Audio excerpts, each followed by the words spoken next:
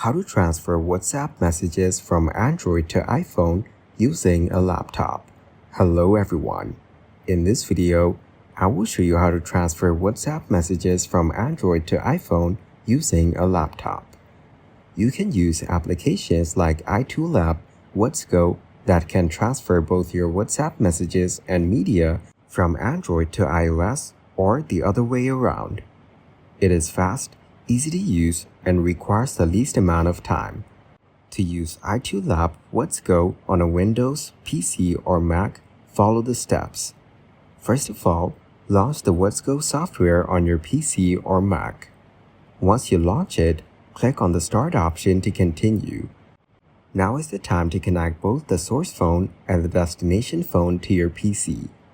The tool will start loading the media and chats from WhatsApp from the source phone immediately. Next, click on the transfer option and wait until all the data is sent to the destination phone. It's better not to move or use your phones during the transfer. Once the transfer concludes, you will be notified, and you can then safely remove both phones. Check if you can view the transferred chats on the target device.